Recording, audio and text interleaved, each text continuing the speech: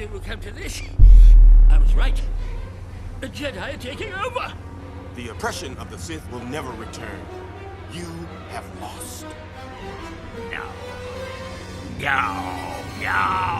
You must die! He's a traitor! He is the traitor! I have the power to save the one.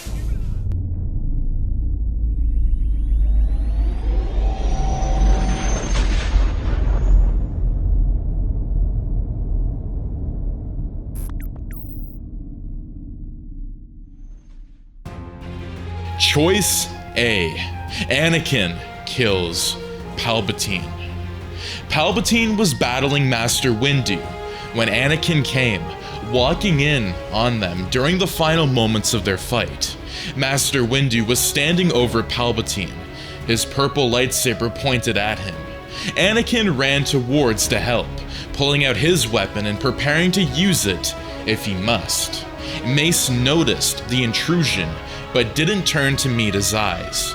Palpatine kept his stare weak, almost broken. He begged for his life while Anakin watched. Anakin appealed to Master Windu's morals, asking him to let Palpatine stand trial. However, Master Windu was determined to end the Sith threat once and for all. As soon as he prepared to strike, Palpatine dropped his act and fired out Force lightning. The energy cracked as it entered Master Windu's body. He shouted out and dropped his saber, the weapon falling from the window and into the oblivion below. Mace was on the verge of falling with it, but a miracle happened. Anakin chose the light. Anakin took out his own weapon and stabbed Palpatine with it. He aimed right for his chest. Palpatine's lightning faded to a halt. Mace Windu collapsed inside the office, unconscious. Anakin didn't pay attention to Master Windu's fall. He kept his shaky gaze on Palpatine, watching as his life fell from his irises. Anakin watched as the golden tint dimmed, creating a pool of darkness where Palpatine's eyes once were. It was quiet in the office. Anakin backed away and fell back, his lightsaber shutting off. He couldn't process what he had done. Palpatine was gone thanks to him. Anakin didn't have a way to save Padme now. He hadn't learned enough, and now he would lose the one thing he wanted to protect above all else. The heartbreak jabbed at his veins until he swore he would break. Before Master Windu could regain consciousness, Anakin fled the scene. The war was on the brink of ending, thanks to the death of General Grievous and Count Dooku. Now with the Sith mastermind gone, the Republic could focus on the fall of the Separatists. Anakin didn't care. He kept running until he got to his ship, flying home to Padme. Anakin still hadn't processed what had happened, and how he left Master Windu there alone. He left the bodies of the fallen Jedi behind, but his mind was racing too much for him to focus on that. He searched his home, calling out for Padme's name until she arrived. Although confused, she went to him, and he explained what had happened. Padme was horrified to learn the truth, but also proud that Anakin chose the light. She comforted him that night. In the morning, Anakin was terrified to report for duty. When he arrived, Master Windu spoke with him about the previous night. Ahsoka was back with Maul in captivity, and she was waiting to speak with him too. Obi-Wan was next on the list, Anakin trying his best not to get overwhelmed with all he had to handle in one day. Master Windu scolded Anakin for leaving him at such a critical time. Anakin broke his silence and spoke up about his marriage, along with Padme's pregnancy. Mace was quiet through it all. It didn't matter. Anakin didn't give Mace a chance to reply. He unclipped his lightsaber and placed it on the ground. In that moment, Anakin vowed to leave the Jedi Order and create a new life with Padme. The quiet life didn't suit Anakin's personality, but it was the only way to protect his wife. If It was his last effort to keep her out of harm's way, or at least the child out of harm's way. He was willing to sacrifice his livelihood if it meant saving the ones he held dearest to him. After leaving Mace in shock, Anakin saw Ahsoka and told her the news. She was ecstatic to say the least. They got a chance to catch up, walking and talking together without the burden of the Jedi hanging over them. Obi-Wan joined them and filled them in on the death of General Grievous. It seemed as though times were changing for the better, but Anakin still couldn't shake his worries for Padme. He cut their conversation short and took off for home. When he got there, he wasn't expecting Padme to be gone. Almost as soon as he stepped foot inside the bedroom, he received a message informing him that Padme was giving birth. Anakin rushed to the location he was given and he entered the room. He found out he was a father to twins. Anakin was shocked. Luke and Leia was what Padme named them. And better yet, Padme lived, as all his fears were squashed. Anakin held his children and realized he did it. The path was long and hard, but he protected his children and wife. In a way, he protected his master and Padawan as well. The universe was at peace, but Anakin carried a deep hatred for the Jedi from that day forward. They allowed a Sith to build right under their noses. Even when the Separatists fell, Anakin still despised how the Jedi were running their code. However, Anakin focused on raising his children. Of course, they had a strong connection to the Force. Anakin and Padme made the decision not to send them to the Jedi.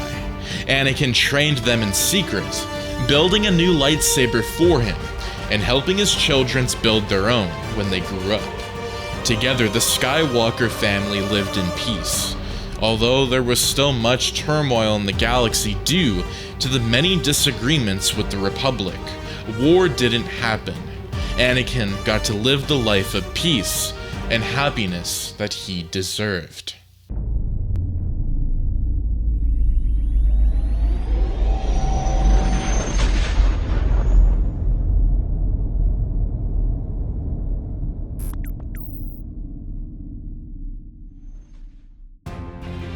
Choice B. Order 66 fails. After dealing with Master Windu and creating Darth Vader, Palpatine was ready to initiate Order 66. He gave the order, preparing to make his speech and finalize the information of the Empire. The Jedi would fall and nothing would stand in his way. After years of planning and slowly getting to the top, Darth Sidious had won. He had an apprentice who would massacre the Separatist leaders, and the Jedi were dying. All the power in the galaxy was now his. Palpatine grinned to himself as he stood in the Senate chamber, appearing before the senators, who would cheer him on. Order 66 continued to take place, but not the way Palpatine had hoped. The Jedi were all wiped out. The temple was destroyed due to Anakin leading it, but other Jedi survived. More Jedi survived. Order 66 was mostly a failure due to the amount who lived. Jedi Master Plo Koon sensed the betrayal and got the upper hand. He fled. Ki-Adi-Mundi survived as well, fleeing back to Coruscant, as did Shaak-Ti, and Jaro, Tapel, and countless others. What was an unexpected of thousands of deaths turned into only a couple hundred. Order 66 had failed and the Jedi were returning home to figure out what was happening. Those who could go in contact with one another, planning their return. The Jedi who communicated grouped up and prepared to fight together. The ones who were left in the dark were stealthier about it, sneaking to the temple to investigate. The Jedi stormed in together, taking the remaining clones by surprise. By this point, Darth Vader had left to deal with the Separatists on Mustafar. The Jedi defeated the clones inside the temple, sending out messages to any and all Jedi in the galaxy who could hear them. They called each other and every Jedi they could, begging them to return to Coruscant. While they waited for more Jedi to arrive, they went to find the Chancellor, to protect him. What they found was not what they were expecting. Yoda was engaged in a fight with him. The other Jedi followed quickly, battling the Sith, who stood no chance against an overwhelming amount of opponents. The Sith was taken into custody. Despite how Order 66 had failed, it still permanently impacted the galaxy. It took years for the Jedi to extinguish the clone threat. The Jedi were shocked by the people more than they already were. The Republic collapsed, leading to the Separatists rising again under new leaderships. Obi-Wan successfully killed Anakin on Mustafar. No one was ever there to come and save the burnt Anakin, leading to Vader passing away. Padme never died during childbirth, leading to Luke and Leia knowing their mother and being raised by her. However, they were raised in a much different galaxy. The Separatists took over, charging many Jedi as criminals. Many, like Ahsoka Tano, avoided sentencing by running away or changing their identities. The Separatists accomplished their goal and gave independence back to the galaxy. There was less corruption and war. Battle droids became normal, acting as guardians to many planets. The Jedi who escaped punishment lived on remote or neutral worlds. They found peace for themselves but kept their lightsabers in case they were needed once more. The Jedi went down in history as shameful for allowing Order 66 to happen. A Sith built right under their noses and went unnoticed for years. Then, their own army turned against them and the clones were killed in the process. Countless lives were taken, and the clone program was dismantled permanently. There were a few clones who survived and were relieved of duty along with their chips. The galaxy was forever changed by Order 66. Although it failed, it created a dent on progress. Coruscant took years to recover, and other parts of the galaxy did as well, thanks to the carnage the clones caused. The Skywalkers lived peacefully on Naboo with Ahsoka by their side as their bodyguard. Obi-Wan lived away on Tatooine, occasionally dropping by Naboo to visit the family. Yoda escaped and took younglings and Padawans who survived as well. He trained them on a remote island in the Outer Rim, keeping a legion of Jedi in case they were needed one day. Yoda feared Palpatine would not stay dead, and he wanted to take precautions to fix his mistake. When the time came to train Luke and Leia, Padme agreed and allowed Yoda and Obi-Wan to train them. They became fierce warriors who fought as well as their father did. The galaxy was safe. It was much different than it had been before. But the Separatists kept the people free and independent while Yoda trained the Jedi in secret, preparing for the next era and for the next threats that would rise.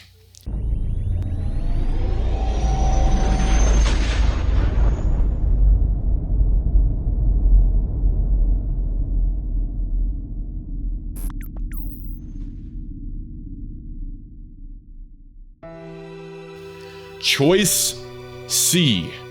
Mace Windu lives and kills Anakin. Master Windu overpowered Palpatine, causing him to put up an act of fright. It was blunt manipulation. While Anakin was there telling Master Windu that Palpatine should stand trial, Mace didn't listen. Instead of giving the young Jedi time to explain, Master Windu ended Palpatine's life. It was over. The Sith Lord was dead. Regardless of how Anakin felt, there was no room for trial for a man that dangerous. Surely Skywalker, the one who killed if necessary, could understand that. Mace Windu glanced at Anakin and saw his lightsaber was drawn. The blue hue illuminated the corpse of Palpatine, and Mace didn't want to engage with the fellow Jedi, but he would if he had to. Seeing as Anakin was gazing at the fallen Sith, Mace knew what he had to do. Without shutting his lightsaber off, Mace stepped down from the window and circled around Anakin like he was prey. Skywalker jumped back and stood in a defensive position. Mace sensed Anakin's distress. There was a stutter in his step, a hitch in his breath. Master Windu was a powerful duelist, but he didn't underestimate Skywalker. He was powerful, and Mace felt it more with each passing second. There were no words exchanged. Anakin didn't accuse Mace of a crime or try to demose him. They glanced at one another as if deciding who would make the first move. Mace tightened his grip on his lightsaber, and he felt Anakin's adrenaline spike. He didn't give Anakin the chance to act on his rage. Without so much as a word, Mace struck first. He dashed forward and fought the Jedi. Anakin fighting back with more rage than Master Windu had ever felt in him. His heart burnt, but Mace pushed past it to instead duel the gifted one. It was not an easy feat. After a long fight with the Sith Lord, Master Windu was exhausted and running on pure adrenaline. He kept a clear mind and focused on his attacks. Anakin was blinded with rage. He wasn't focused.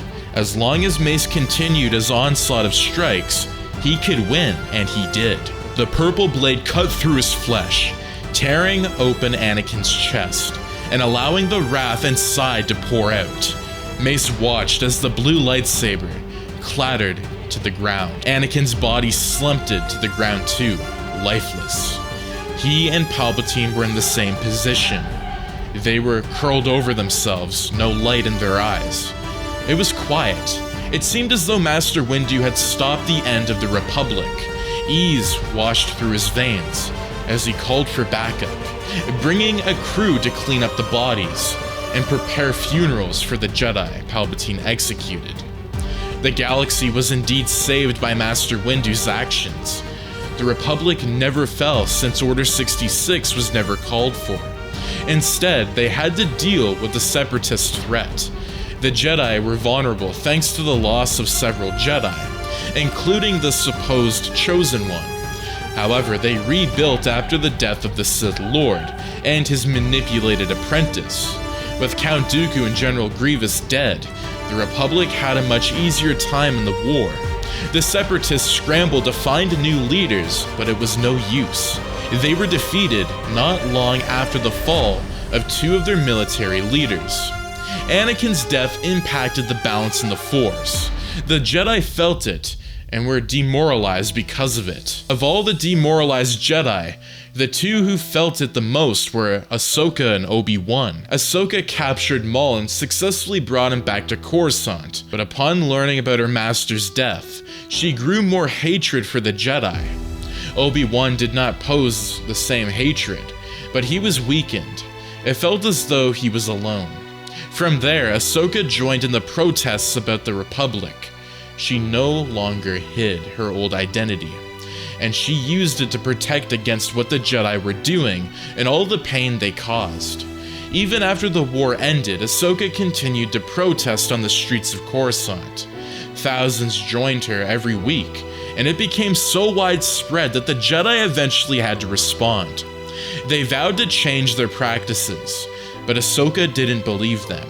She pressed down on them, begging for change, while visiting Padme and Obi-Wan. Padme peacefully gave birth to twins and was raising them by herself, so Ahsoka offered to help whenever she could.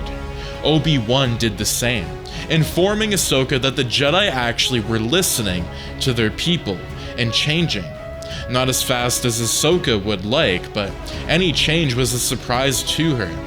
The idea that the arrogant Jedi could change their ways left her stunned. It brought her a bit of faith back in her.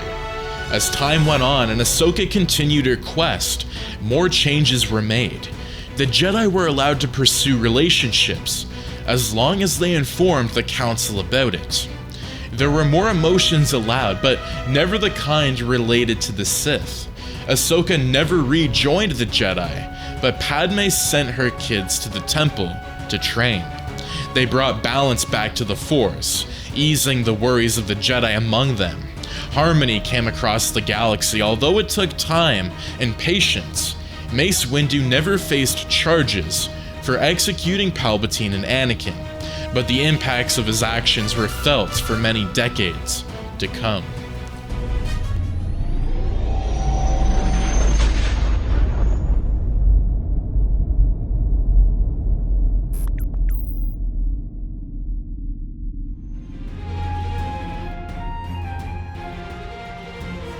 Choice D.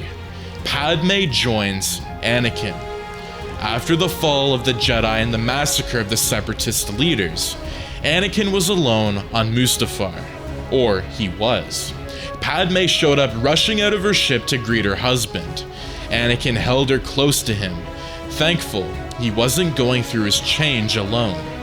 When they parted, Padme was trembling in his arms, glancing at his body. He had sweat stained on his forehead, his clothes torn and filled with grim, thanks to the conditions of Mustafar. He explained the situation to her. Although terrified at first, she recalled the way the Republic was falling right before her eyes. She couldn't accept this path Anakin was going down. But if it was to protect her children from the galaxy, so be it. She couldn't let her children suffer in a galaxy that was changing each second she wasted on Mustafar. Padme pleaded with him to return to Coruscant and make things right, but she knew it was a futile effort. What was done was done. The Separatists were destroyed, their leaders gone. All that was left was a deprived galaxy with the throne wide open. She was hesitant, but she accepted Anakin's plan. They were about to rush back onto the ship when Obi-Wan appeared. Anakin and Padme were stunned by his arrival. Padme begging Anakin to believe her when she said that she didn't bring him here. Thanks to her acceptance to his plan, he believed her. Kenobi, on the other hand, didn't back down as easy. Despite Padme's pleas, a duel broke out. Padme knew she couldn't contribute to the physical fight. She decided to rush inside and look for ways to control the platforms. If she changed up the environment in Anakin's favor, perhaps Obi-Wan would stand down. If there was a way to avoid either of them dying, she wanted to find out if she could do it. As she stood in front of the controls pondering what each one meant, she peeked out the window and saw the elaborate moves both were performing. It was like watching a dance. Neither of them slowed their movements for even a second. That meant every second counted, and Padme couldn't waste time watching. She decided to communicate with C-3PO and tell him to come help her. By the time he arrived, Anakin and Obi-Wan were jumping by squirting lava that threatened to scorch their bodies. It was now or never. C-3PO aided her as she figured out what switch did what, and she waited for the dueling two to get into position. When they did, she flipped the right switch. The two beams of darkness they were fighting on got pulled apart. They were forced to cease fire. They stared at one another from across the way, Padme biting on her nails as she pondered what to do next. She got the fighting to stop, but for how long? It was quiet. Despite the jumping lava and the burning soil all around the planet, it fell silent for a few moments. The two separated duelists glared at each other from across the way. Padme and C-3PO pushed them apart further, moving the platforms as far away as they could. Knowing they'd eventually find a way to fight each other again, Padme sprinted. She ran as fast as she could, even with sore feet and an aching stomach that held her down. The outside of Mustafar was as hot as ever. It felt as though sparks of fire brushed by her face. It took a full minute of squirting to get down the hill by Anakin's side. He was dozens of feet in the air, his attention on Obi-Wan. Padme jumped up and down and yelled at the top of her lungs. Anakin noticed, his gaze flashing between Obi-Wan and her. Finally, he jumped down and decided to join her. Padme convinced him to leave Obi-Wan behind. Before he came after them, they needed to escape and raise her children. Anakin was hesitant, but eventually agreed. Together they went back to the ship while Obi-Wan tried to track them down. He was stranded on that high beam. There were no hills under him, or even close to him, meaning he had to climb and hop from place to place in order to get close. Anakin and Padme were gone by that time. Obi-Wan hit the ground. Padme gave birth shortly after they left and joined Palpatine's side. Padme didn't agree with any of it, but it kept her children safe. Anakin fully fell to the dark side. Padme watched and planned in the shadows. She made Anakin promise he wouldn't train Luke and Leia until they were much older. She made that case so that she didn't want the mistake of the Jedi Council to be repeated here, where they trained kids too young and didn't give them time to grow. Thankfully, Anakin agreed.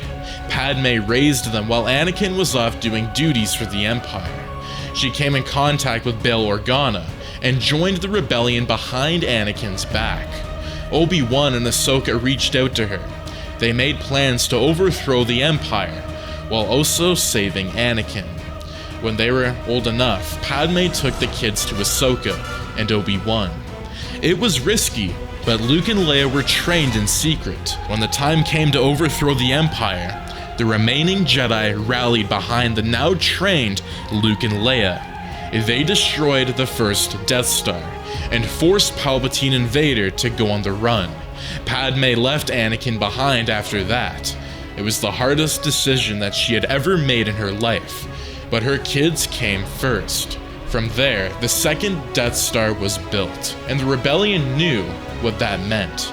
Luke, Obi-Wan, Leia, and Ahsoka went to the Death Star throne room to confront Vader and Palpatine, while the rest of the rebellion, Padme, and the remaining Jedi fought on Endor. As Ahsoka and Obi-Wan dealt with Palpatine, Anakin's own kids dealt with him. It was a grueling battle that ended with Vader on the ground, with his kids standing above him, refusing to kill him. However, they didn't know Obi-Wan and Ahsoka lost their fight to the powerful Palpatine. They were alive, but they were on the ground, withering in agony from the Force lightning Palpatine was creating. Before Luke and Leia could help, Palpatine attacked. He struck them down and almost killed them.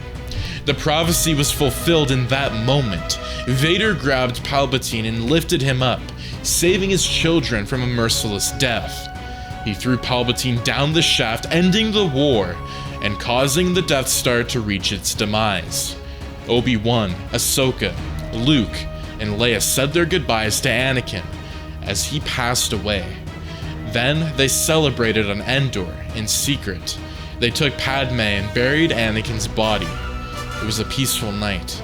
The galaxy was free, and Luke and Leia vowed to use their combined strength to keep peace throughout the galaxy for as long as they could. And that is going to be the Star Wars Revenge of the Sith Palpatine's Office interactive Star Wars What If.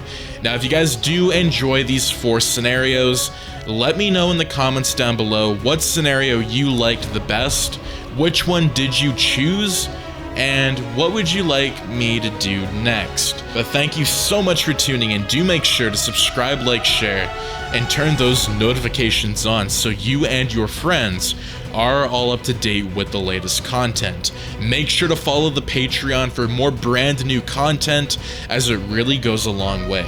But again, thank you so much, and I'll see you in the brand new video. Take care and have a fantastic day. Peace out.